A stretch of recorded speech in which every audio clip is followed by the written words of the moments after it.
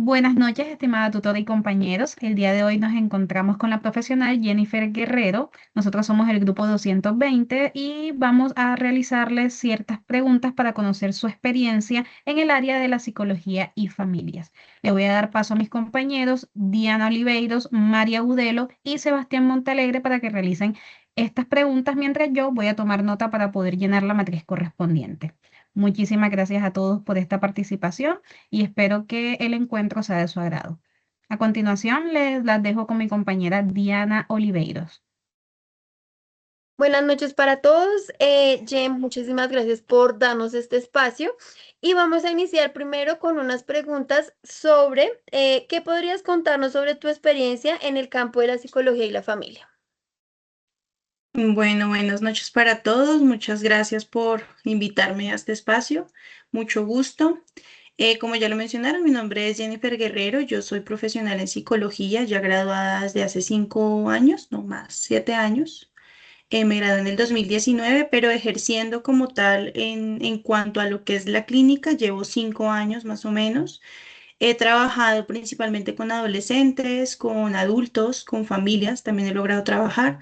Trabajo mucho con parejas y me centro mucho en todo lo que tiene que ver con el acompañamiento emocional, todo lo que tiene que ver con el fortalecimiento de los recursos internos que tienen los diferentes sistemas en general, tanto parejas como familias, em, la comprensión integral del paciente y entender que obviamente pues la salud mental no solamente involucra un síntoma, sino que involucra absolutamente todo el contexto del paciente. Perfecto, muchísimas gracias. ¿Qué tipo de población atiendes con mayor frecuencia? Bueno, yo en especial atiendo adultos, por así decirlo, entre los 24, 25 años en adelante. Adulto mayor no trabajo. Digamos que por una experiencia que tuve en la práctica me di cuenta que soy muy sensible con la población de adulto mayor. Con adulto mayor no trabajo y con niños tampoco. Entonces, principalmente trabajo adulto, adolescentes. También he trabajado adolescentes, obviamente con consentimiento informado de padres y familias en general. No sé si de pronto acá hable también como de qué tipo de conflictos o solamente lo dejamos con la población.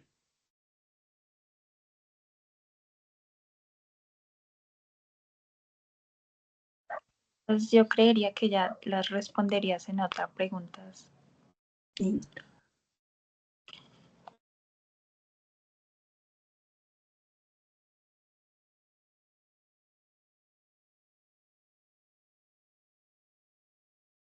No sé si no quedó Creo claro. que era que se congeló, no sé si... ¿Me escucha? Sí, te Sí, escuchamos perfecto, pero Ah, ok. Diana creo que se congeló. Y como ella está Ah, entiendo. realizando las preguntas, pero si quieres vamos a continuar.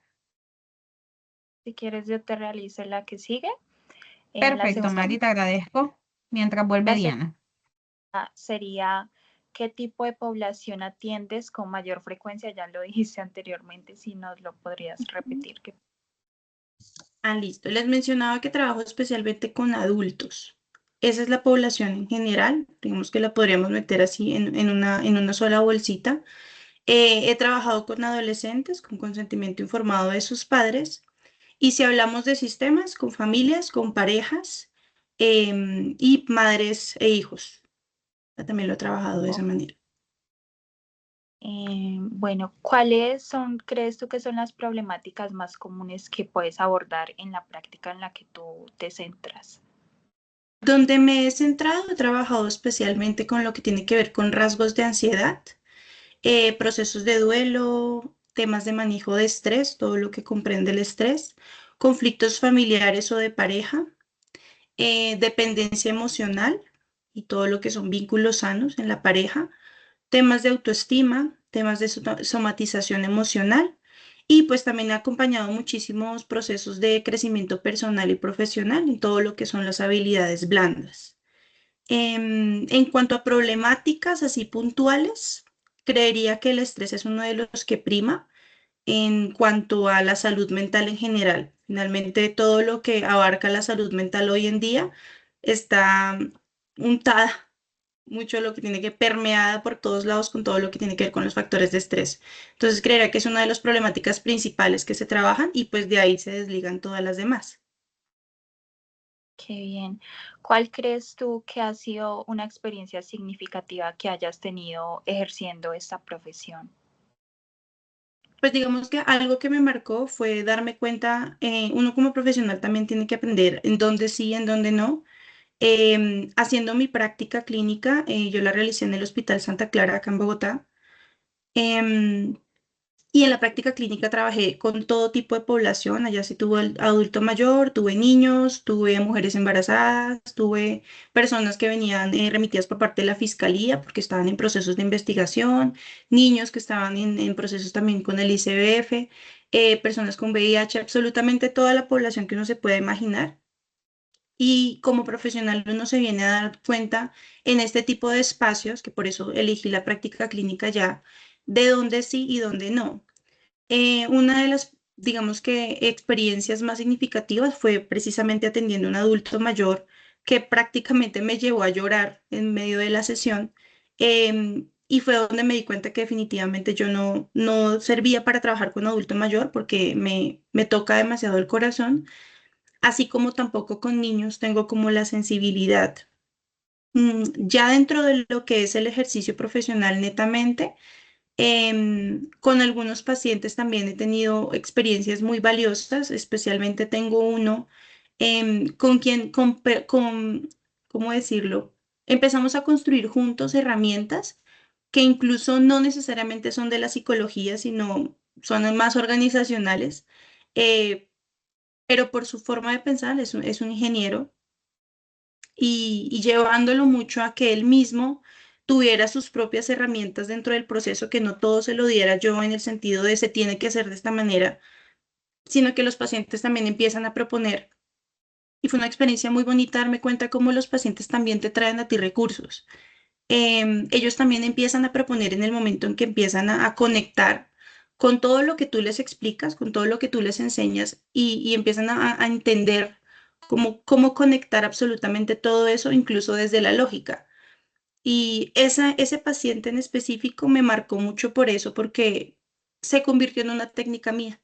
Ya les doy como esta puerta abierta a tú mira qué puedes innovar, de qué forma lo puedes hacer, qué puedes proponer también dentro de tu proceso. Y desde esa experiencia, en los procesos que yo hago con los pacientes, me ha sucedido más de una vez en que ellos proponen cosas diferentes que están fuera de la técnica específica o desde la teoría y les funciona también para su bienestar en general. Ok.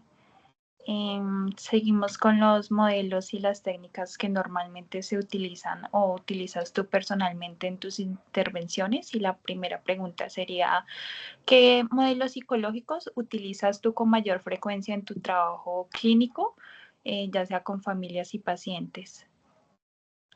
Yo manejo mucho, si hablamos de modelos formales, lo que es el modelo sistémico y el cognitivo-conductual, los manejo mucho. De la universidad salí muy enamorada de todo lo que es el psicoanálisis, el modelo psicoanalítico. Naturalmente, pues digamos que no es tan sencillo trabajarlo, por lo menos no en un espacio de psicoterapia. Se puede emplear uno que otro recurso, pero como modelo en sí, pues digamos que se queda muy corto, es más para análisis.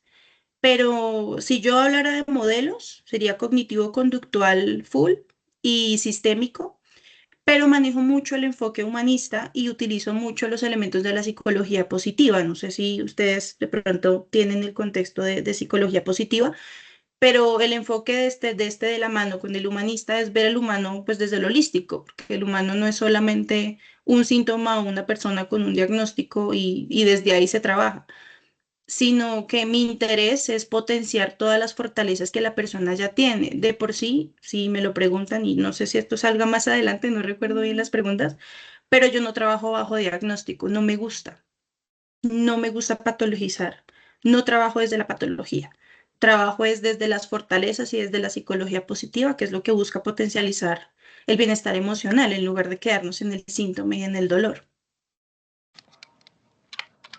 Ok. Bueno, desde tu experiencia profesional, ¿qué técnicas terapeutas empleas tú habitualmente en estas intervenciones familiares? Dependiendo el paciente, digamos que algo que yo he aprendido mucho tanto en la práctica y me lo implantaron mucho en la universidad, que me gustó mucho en donde yo estudié, porque no nos enseñaron un solo modelo, no nos enseñaron un solo enfoque, que yo respeto que trabajen mucho con un solo enfoque, pero todos los pacientes no son iguales, el ser humano no es igual en ningún lado. Entonces, tú trabajarle a todas las personas o a todas las familias las mismas técnicas o lo mismo no te va a servir. Es adaptar las técnicas a los pacientes y no el paciente a las técnicas o a los modelos, ¿sí? Entonces, desde ahí yo trabajo dependiendo el tipo de paciente y dependiendo las problemáticas. Hay pacientes que vienen mal, muy mal. Hay pacientes que vienen con más bases.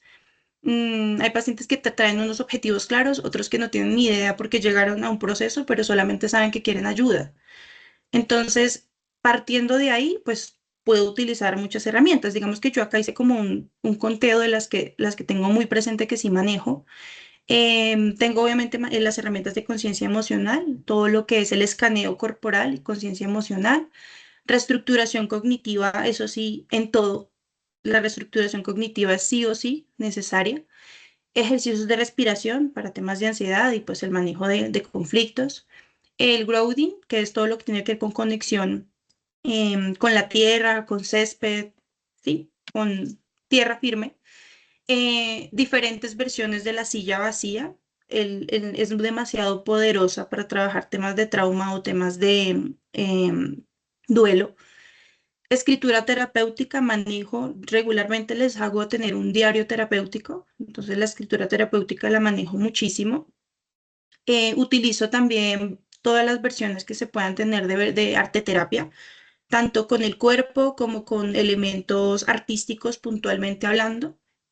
Técnicas de mindfulness que les enseño también, tanto para el escaneo corporal, de pronto para manejo de algún ataque de pánico, de ansiedad en general, o simplemente como técnica de relajación. Bueno, acá entra también el trabajo corporal que ya lo había mencionado. ¿Qué otra cosita tengo por acá? Bueno, yo utilizo mucho la psicoeducación desde el día uno, dependiendo cómo venga el paciente. Si es un paciente que viene con bases tranquilas, pongámoslo técnicamente así hablando, es decir, un paciente que tiene objetivos un poco más claros, no viene desde el dolor, no toca primero estabilizarlo, sino viene tranquilo, se deja trabajar desde un principio. Yo trabajo demasiado la psicoeducación en un poco de teoría que me interesa que sean herramientas que le queden al paciente de por vida, no solamente desde lo técnico, sino incluso desde la comprensión teórica y lógica. Es decir, cómo funciona, por ejemplo, el apego, cómo nos vinculamos como seres humanos, que todos los seres humanos tenemos unas necesidades relacionales y cómo esto impacta en nuestro funcionamiento social y emocional. El enseñar estas bases teóricas y lógicas hace que el paciente incluso se meta más en su rollo y empiece a apropiarse más de su proceso, porque ya no es solamente vengo porque usted me ayude, sino vengo, usted me explica, entiendo, como que empiezo a centrarme mucho y entender todo lo que usted me está diciendo en mi propio proceso, en mi propia historia, porque todos traemos historias diferentes, traumas diferentes, dolores diferentes, nos vinculamos diferentes. Y que el paciente entienda esto, pues es una herramienta totalmente poderosa dentro de los procesos terapéuticos, por lo menos he visto mucha funcionalidad. Y cuando trabajo parejas y les explico a los dos en un mismo espacio, literal como en una clase, cómo funcionan las necesidades relacionales y los tipos de apego, que cada uno identifique sus tipos de apego, que cada uno identifique sus lenguajes del amor, por ejemplo. Todo eso ayuda mucho a que ellos conecten con el objetivo incluso de una terapia de pareja. Y en los individuales pues pasa lo mismo. Y no es una técnica, es más bien como una herramienta orientativa, una herramienta de entender la biodescodificación, que pues hace parte de las técnicas que están como ahorita, todas las teorías que están ahorita más en la actualidad dentro de las ¿cómo es que se llama esto? Bueno, es una medicina alternativa, se me fue la paloma, de los terapeutas holísticos. Sí, ellos son los que utilizan mucho la biodescodificación. Entonces, el entender cómo nuestro cuerpo nos habla desde la somatización y toda la sintomatología que despliega temas emocionales, también ayudan mucho a que el paciente entienda y en ese escaneo corporal eh, los síntomas empiezan a reducir incluso desde lo físico. Perfecto. Sigo con la siguiente pregunta. ¿Qué criterios tiene en cuenta para seleccionar el modelo psicológico o la técnica de intervención más adecuada en cada caso familiar? Listo, esta creo que la respondí un poco combinada en el anterior punto, lo que les mencionaba, dependiendo cómo llegue el paciente, dependiendo los objetivos terapéuticos, que incluso ellos vienen con un objetivo y a veces en medio del encuadre o en medio de la primera y segunda sesión hay objetivos nuevos. Suelo también proponerles un poco desde la percepción de lo que sería saludable o desde el bienestar y salen también nuevos objetivos. Entonces, partiendo del objetivo y partiendo de cómo llegue el paciente y del tipo de terapia que quiere, es decir, si va a ser una terapia más familiar, si va a ser una terapia de pareja o va a ser una terapia individual, que generalmente así sea familiar o terapia de pareja, siempre trabajo lo individual también. Em, Dependiendo de eso y la personalidad del paciente.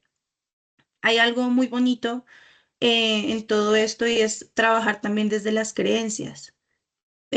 Uno se sorprende mucho como el tema de, no sé, la religión, por ejemplo, puede convertirse en una herramienta poderosa para que la persona también se meta más en el cuento de su propio proceso y se convierte, aparte de una red de apoyo, en una herramienta dentro del proceso.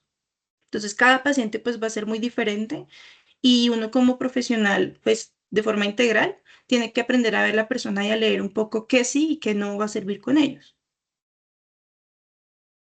Perfecto. Para la siguiente pregunta, ¿cómo se integra la familia dentro del proceso terapéutico para los casos individuales? ¿Y qué impacto considera que tiene su participación en la evaluación del paciente?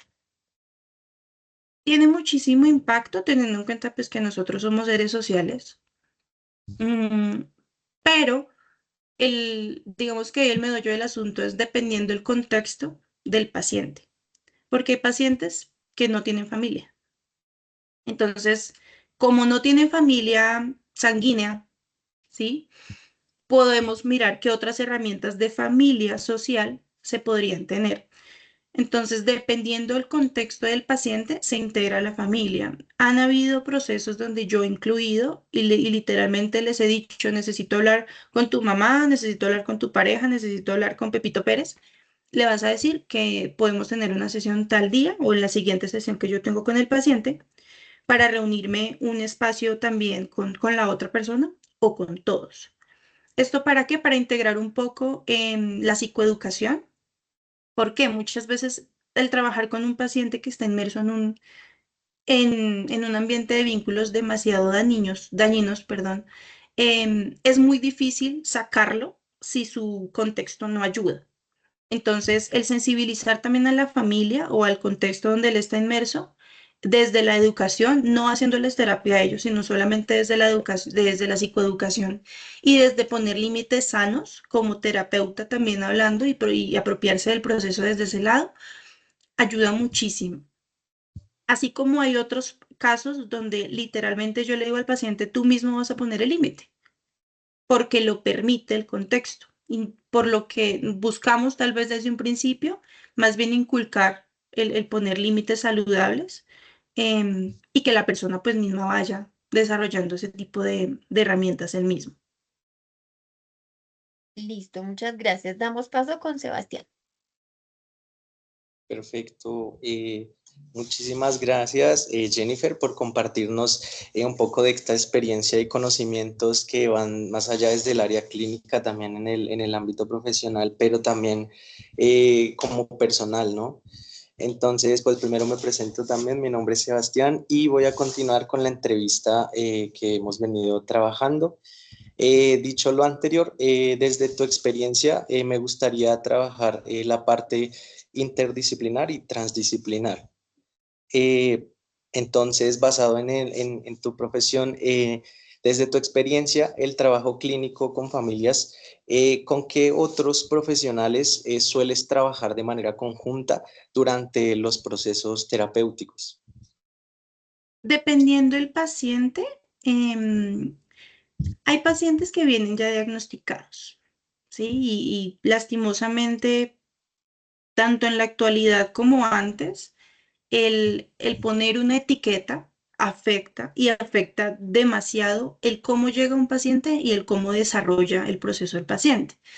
Es decir, a mí me han llegado, me dicen, no, lo que pasa es que yo soy ansioso, o no, es que yo tengo depresión, yo soy depresivo. El quitarle una etiqueta a una persona que se vuelve depresión es muy complicado, ¿sí?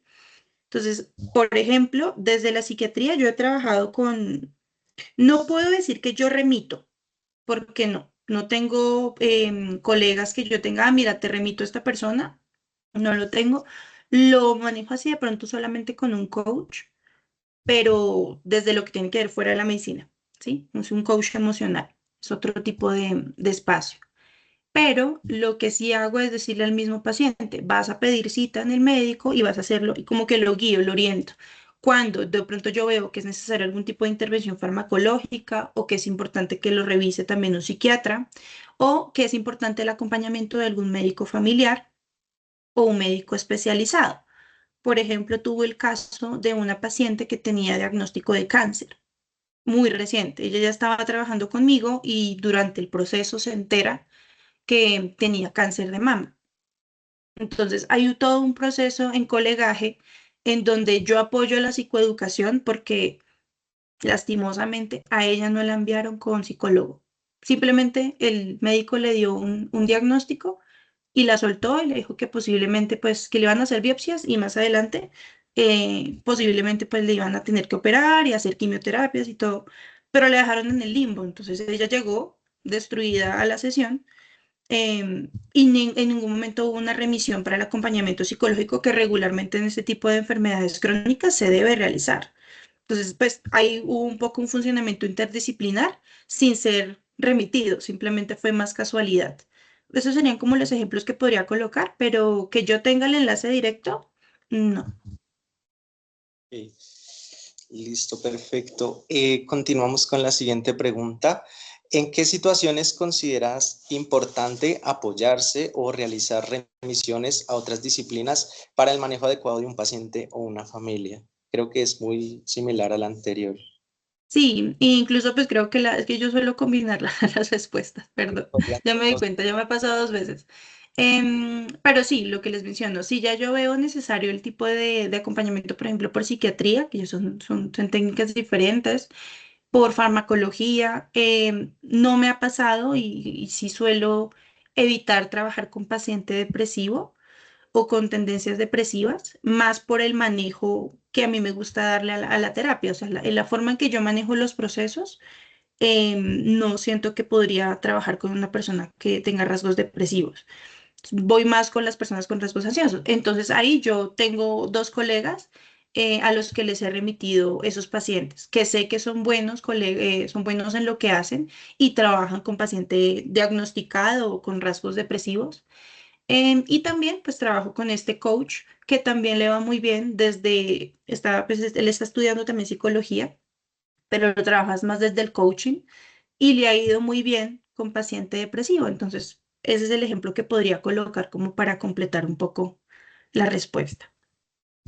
Y es que justamente hablamos del tema de relaciones que hay entre o que hay o existe entre colegas y esto hace referencia a la tercera pregunta que nos menciona cómo se articula el trabajo entre usted y otros profesionales para garantizar un acompañamiento integral del paciente.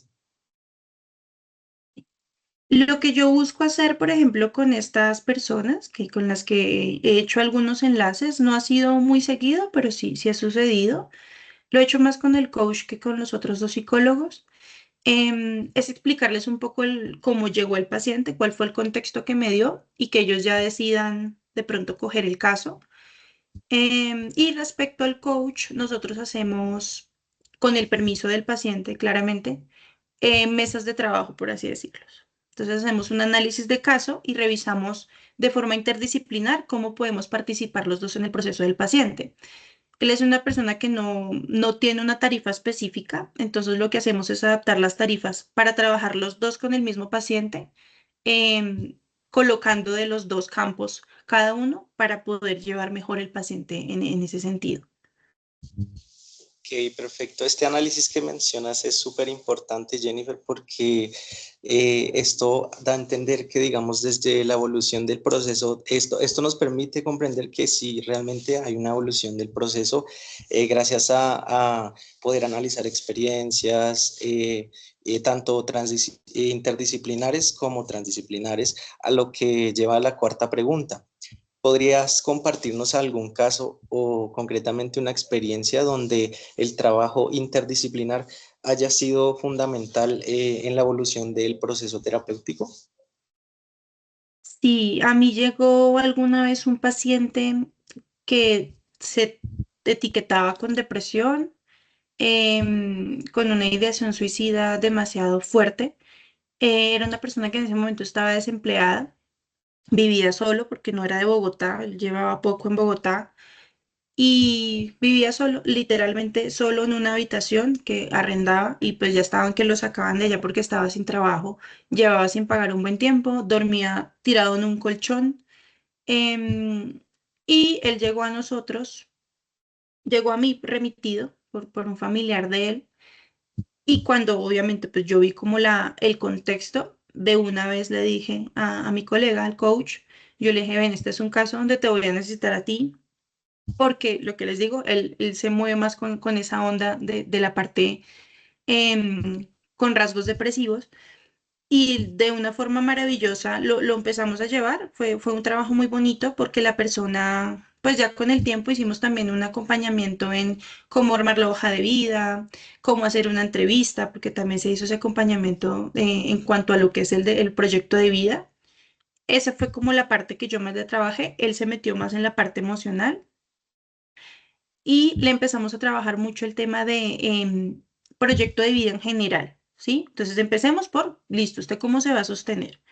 ¿Qué quiere hacer? ¿Tiene algún sueño? ¿Más adelante quiere estudiar? Entonces empezó a hacer como una especie de planeación del proyecto de vida, metas a mediano, corto y largo plazo.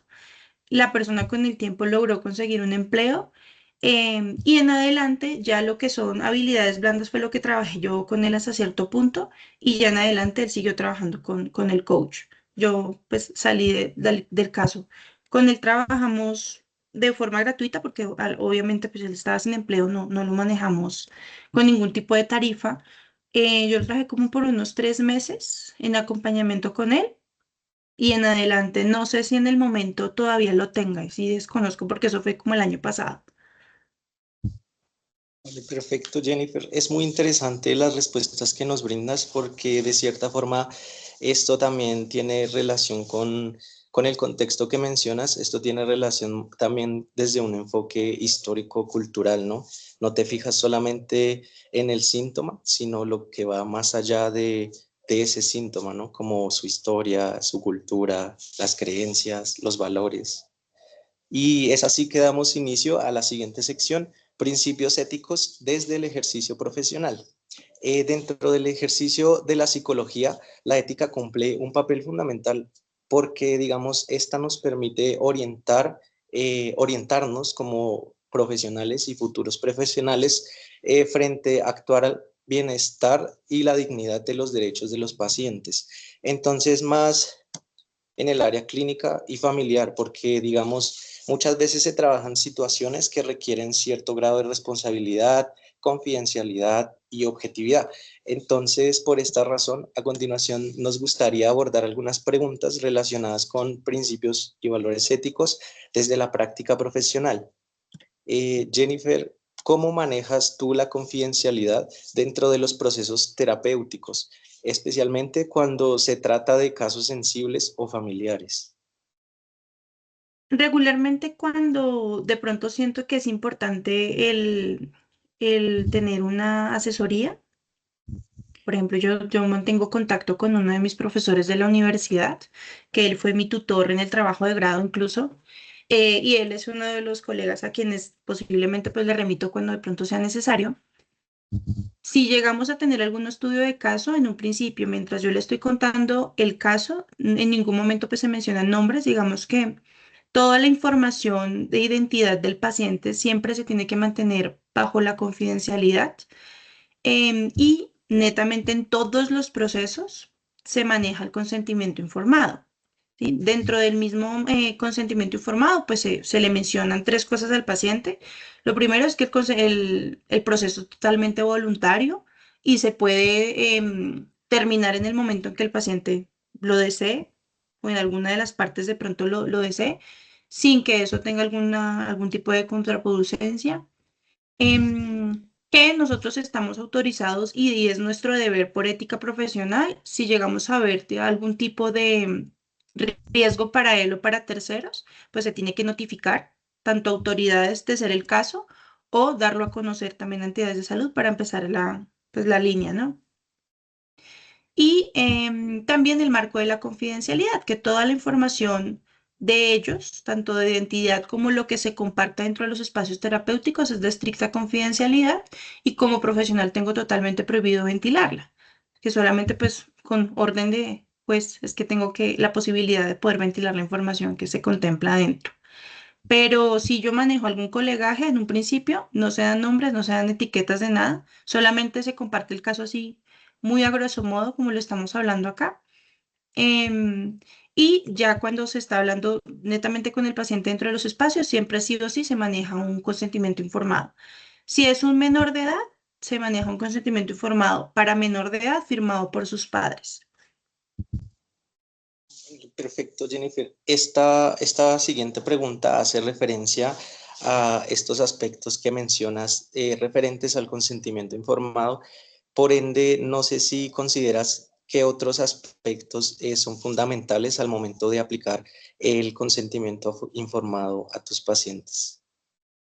Explicarles muy bien en la sesión inicial, en el encuadre, qué se va a hacer. Sí, muchos pacientes pues nunca han tenido una sesión de psicología, nunca han estado en el psicólogo y que ellos entiendan un poco cómo funciona un proceso es necesario para que ellos también pues se adhieran al tratamiento. Entonces, por ejemplo, explicarles, yo manejo procesos de psicoterapia netamente, entonces se les explica cuánto llega a durar un proceso de psicoterapia, cuánto van a durar las sesiones, los límites de las sesiones que tienen que ver ahí pues para evitar sesgos o para evitar que de pronto haya dependencia. Entonces, tiempos, métodos, que acá pues yo lo manejo actualmente netamente virtual.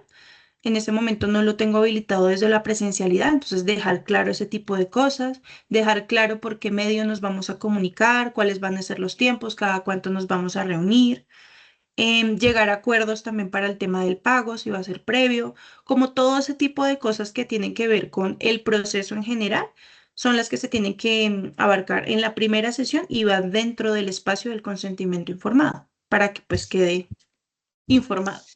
Entiendo. Jennifer, nos mencionas mucho que te agrada de cierta forma trabajar desde la psicoterapia. Entonces, digamos, ¿en qué situaciones tú sientes que estos modelos o intervenciones pueden ser de cierta forma una situación desfavorable o compleja? Por ejemplo, que existe cierto riesgo, cierto grado de peligro, ¿no? Que digamos que el paciente pueda sufrir, digamos, cómo se toma esta decisión ética cuando practicas la psicología desde, digamos, desde el modelo psicoterapéutico. No entiendo muy bien la pregunta. ¿A qué te refieres con que el paciente Es, sufra? puede ser, digamos, un riesgo cuando hay, hay, hay dos contradicciones éticas, por así decirlo. Digamos que en una parte tú pones o sea, como que el riesgo del paciente es súper elevado cuando no tomamos decisiones que digamos que involucren, que sean más. Es que hay decisiones que son más leves, por así decirlo, y hay otras que de cierta forma suelen ser mucho más elevadas. Entonces, este tipo de decisiones muchas veces ocurre cuando hay intervenciones o situaciones complejas, digamos, por medio de la psicoterapia, que de cierta forma puede tener algún cambio significativo, algún problema que cause, genere algún riesgo a los pacientes, por así decirlo.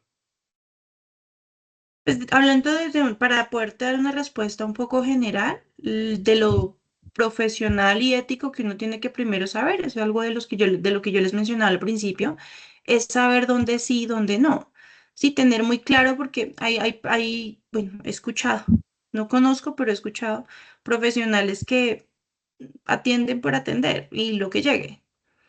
Entonces, no es meterse con cualquier tipo de problemática o dificultad de salud mental si uno es consciente que no tiene las herramientas suficientes para poder llevar un proceso de esos, y incluso dentro del mismo proceso, si yo veo que no está yendo para ningún lado las sesiones, que el paciente al contrario se me está afectando todavía más con el proceso que yo le estoy llevando, ahí es donde viene una decisión ética y profesional para evitar un mayor riesgo o mayor daño al paciente, y es o una supervisión profesional por parte de otra persona o la remisión, ¿sí? Bien sea por un trabajo interdisciplinar o simplemente, venga, remito porque no pude.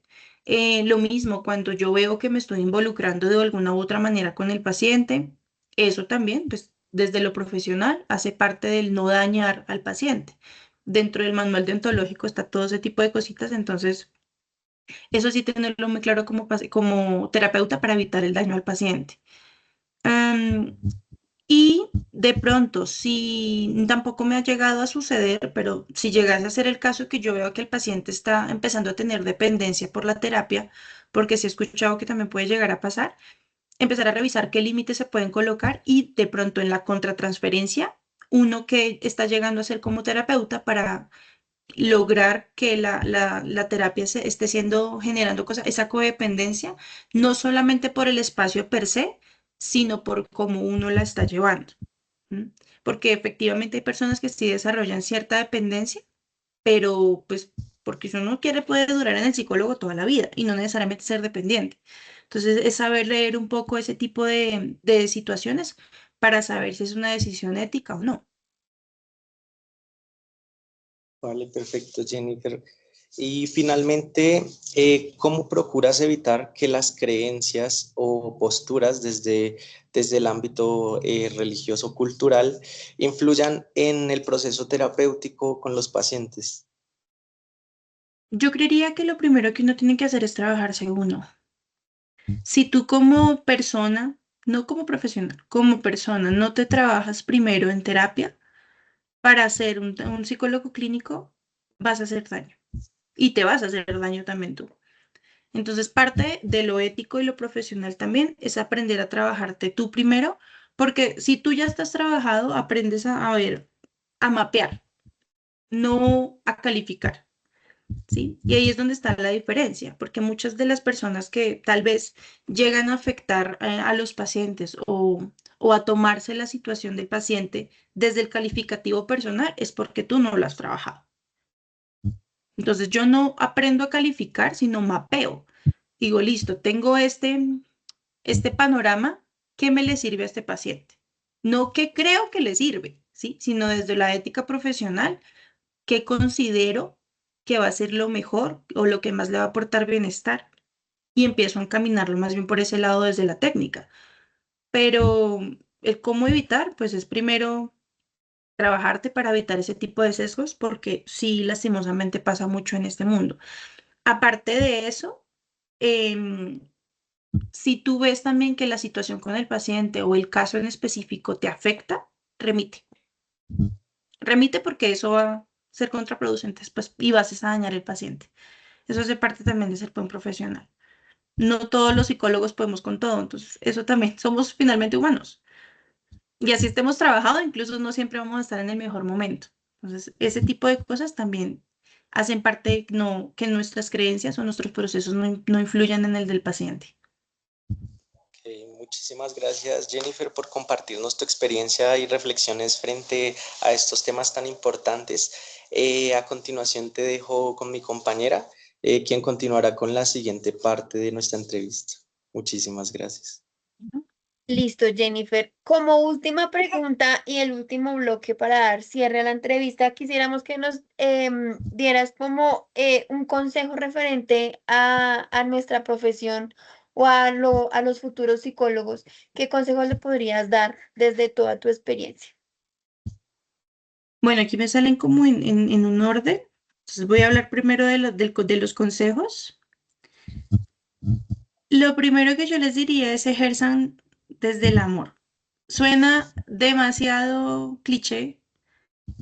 La psicología clínica no es sencilla y no es para todos tampoco, pero es un mundo demasiado hermoso si lo desarrollas desde el amor. Yo algo que siempre me he dicho y desde que decidí ser psicóloga, porque me enamoré de la psicología, en contra de todo, porque nadie de mi familia quería que yo fuera psicóloga, em, y tenía un gran peso encima, y era ser la primera profesional de la familia, de las mujeres incluso que habían estudiado, y decidir ser psicóloga en contra de todos, hizo que fuera como un precedente para todas las decisiones que en adelante tomé. A lo que voy es, ejerzan y estudien solamente lo que de verdad les gusta, porque eso es lo que va a hacer que más adelante pues sea más sencillo ejercerlo y poder sacar incluso dinero, porque es que el profesional piensa solo en el dinero, pero el dinero es como un efecto secundario de lo que tú haces con pasión. Entonces, lo primero es eso, estudiarlo y ejercerlo desde el amor, no desde el tocó, desde esto es lo que hay, porque en realidad se pueden hacer demasiadas cosas. La psicología clínica es aplicable en muchos campos, no solamente dentro de la terapia. Algo que yo he descubierto es, por ejemplo, la arteterapia, que me enamoré de la arteterapia y dentro de las técnicas la he empleado y es algo que apenas conocí el año pasado que lo estudié. Entonces, todo ha sido por mero gusto. Eso sería el primer consejo que les digo. Lo más importante es que de verdad les guste. Y si llega un punto en que los está desgastando, cambiemos. Generemos cambios porque lo que vamos a empezar es a generar daño en nosotros en los pacientes, si estamos hablando del campo clínico.